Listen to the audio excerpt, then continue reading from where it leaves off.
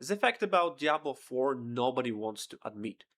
Diablo 4 is not a bad game.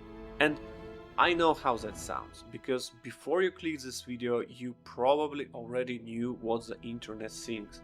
Diablo 4 is too casual, no endgame, shallow builds, it gets boring fast, and that's the consensus, that's the verdict.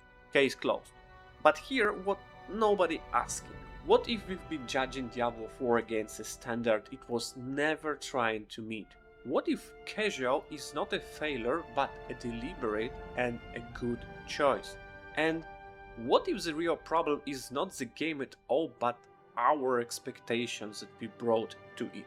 Hello guys, Millennium Griffin here, and well, I heard that Diablo 4 is terrible and I actually played it. So, today I want to talk about my experience and something that I'm calling the casual problem, the idea that accessibility equals inferiority, and why that idea is quietly destroying how we talk about the games and specifically RPGs. Let's go through the evidence. If you look at the conversation around Diablo 4, and I'm not speaking about, the sales numbers, not the Metacritic score, but the actual discourse, you'll notice a pattern. The criticism falls into four buckets, into four directions. The first one, it's too casual. The second one, there is no real endgame. The builds are shallow is the third one. And the last one, it gets boring fast. And look, these are not wrong statements. In a literal sense, every single one of those statements is,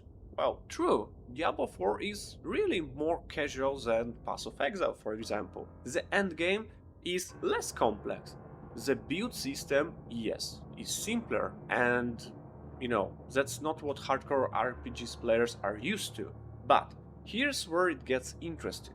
Those four criticisms share a single assumption, and the assumption is that complexity equals quality.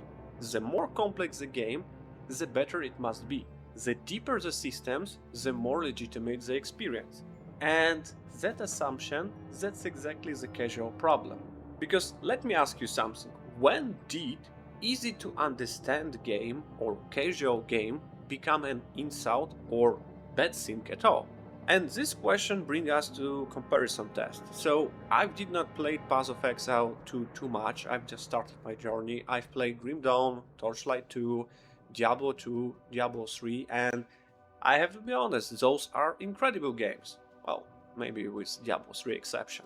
Genuinely, the people feedback about depth of Path of Exile is staggering. The build variety in, for example, Grim Dawn is amazing. These are not bad games, but they have a problem. And the problem is this: they don't start as games, they start as textbooks or spreadsheets. And it feels like a homework. You need to do research before you even start the game. Now, is that a big problem? Well, for some people, no. For the people who love that, and there are millions of them, that complexity is the game, that's the appeal. And I remember how I enjoyed to dig into Grim Dawn builds just to create some cool pet build for my character.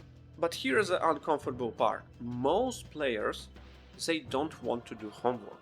Most players, they just want to come home from work, sit down, and want to feel powerful within the first hour, not the first week. And that's where Diablo 4 makes a choice that nobody wants to acknowledge. It chooses fun first.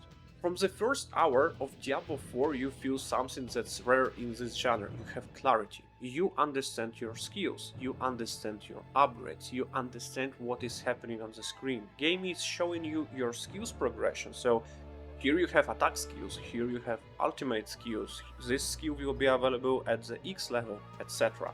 Nothing is hidden behind 3 layers of wiki pages, nothing requires a spreadsheet to optimize, and that creates something important for a player. It creates a confidence. So you as a player, you are not guessing, you are not overwhelmed, you are not afraid to experiment because you have a free race pack and the skills work immediately. Game does not punish you for trying something new. In more complex games, you can spend 20 hours building towards something before it even comes online. 20 hours of investment before you knew if your build actually works. And for me, it's not a gameplay, that's a gambling. And Diablo 4 skips that part entirely. It gives you the fun first, and then lets you chase more if you want to. And in my opinion, that's not a weakness, that's a very good positioning here. And this is exactly the reason why I like Diablo 4. And guys, if you find this breakdown interesting, consider hit like and subscribe button. It helps me a lot, and more importantly, let me know in the comments. Do you prefer games that respect your time or games that demand your mastery? I'm genuinely curious where the audience lands. Now I want to introduce a personal metric that I use to judge games, and I call it the side quest test. And it's very simple. So side quests are optional in every game. Nobody forces you to do them. There is, well, little to none achievement for completing them all. So most players, they just don't care. So side quests reveal something honest, at least in my opinion. They answer a very simple question. Do you actually want to stay in this world? And if I'm playing the game and I want to do something additional, for me, this is a sign that, hey, this game can be good. If game is not for me and I just don't want to rush any additional stories, I will go with the main story, finish the game and move on. Diablo 4 is exactly the case where I choose to go with a side quest. Not accidentally, but on purpose. I was just curious how the world looked like. I would see a quest marker, go out of my way just to see what happens. And that time when it's actually hit me, I actually enjoyed being in this world. Not because, the quests are revolutionary, not because the rewards are insane, but because the atmosphere feels good, the world feels alive, and the moment to moment gameplay is satisfying enough that even simple tasks feel worth doing. And here's the uncomfortable truth: a lot of better games, more complex games, more respected games, can fail this test partially or completely because you just don't want to explore that world. Let's talk about builds, because this is where most of the criticism lives. Yes, Diablo 4 builds are simpler, that's not debatable. But here's what people miss. In Diablo 4, builds feel good immediately. You unlock a skill, it works. You change one piece of a gear or skill bonus, you feel it instantly. Your build evolves in real time, not 40 hours from now. There is no delay between the decision and the payoff.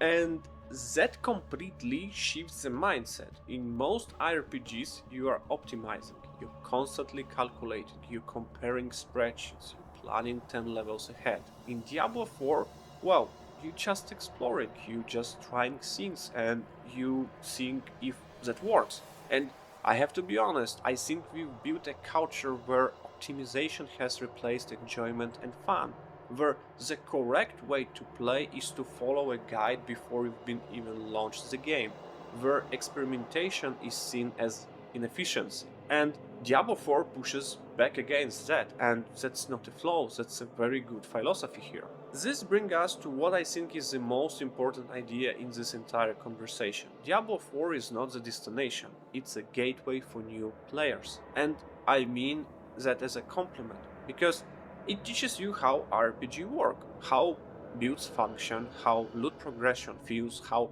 endgame loops operate without overwhelming you, without making you study, without turning the experience into a second job. And once you understand those fundamentals, once you had fun, once you are confident, once you want more, then you can move into, for example, Path of Exile. You can take Grim Dawn, or maybe if you want a classic, you can go to Diablo 2. Then you can dive into the deep end in other games. But without Diablo 4, without that accessible entry point, I think a lot of players would never even reach that point at all. Because I don't know how it looks for you guys, but for me personally, my entire journey with RPGs, it started with Diablo 2. And that's the key thing that people usually forget.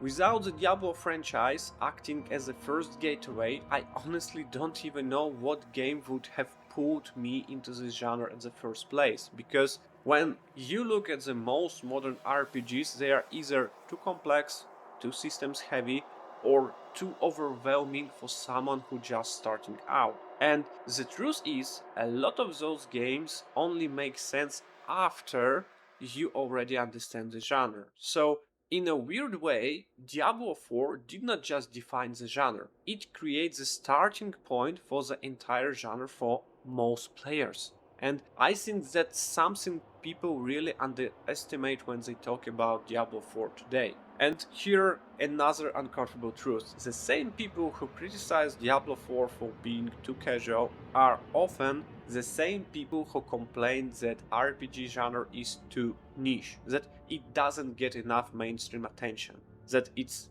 dying.